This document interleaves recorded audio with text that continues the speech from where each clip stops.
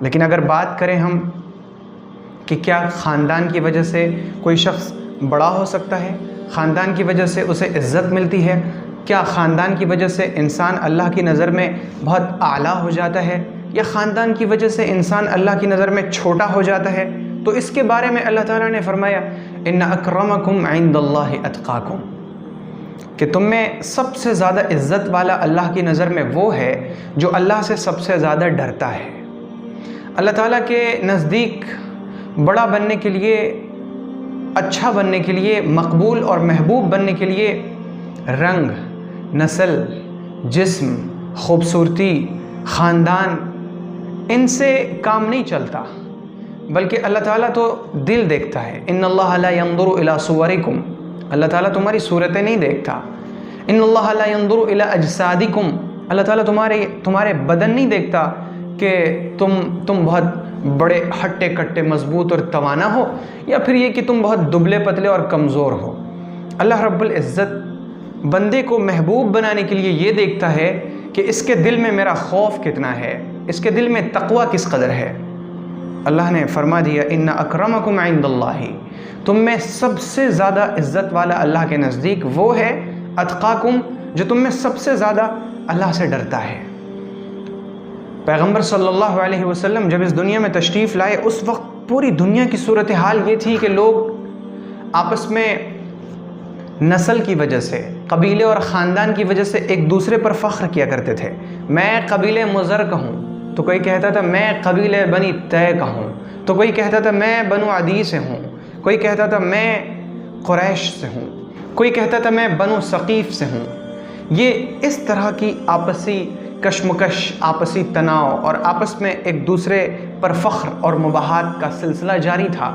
اللہ کے نبی صلی اللہ علیہ وسلم جب اس دنیا میں تشریف لائے تو آپ صلی اللہ علیہ وسلم نے اللہ رب العزت کے حکم سے گورے اور کالے کے درمیان فرق کو مٹا دیا، اور معاملہ یہاں تک پہنچا کہ کوئی شخص کسی کو خاندان کی وجہ سے برا بھلا نہیں کہہ سکتا ہے، کوئی شخص اپنے خاندان کی وجہ سے فخر نہیں کر سکتا ہے، اور ہمارے نبی صلی اللہ علیہ وسلم نے خاندانی فخر کو ختم فرما دیا، اور آپ علیہ السلام نے قریش کو جمع کر کے یہاں تک فرما دیا کہ قریش اپنے آپ کو تم خود جہنم کی آگ سے بچاؤ۔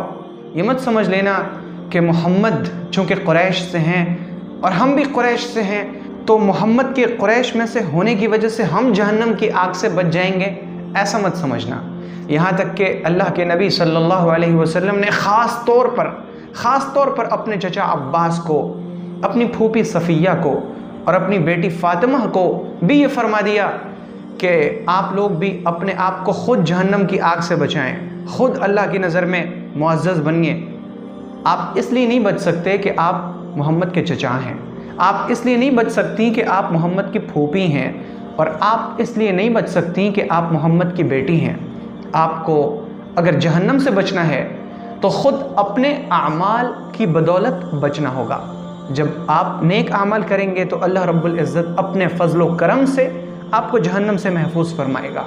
تو پیغمبر صلی اللہ علیہ وسلم نے خاندانی فخر کا سلسلہ ختم فرما دیا۔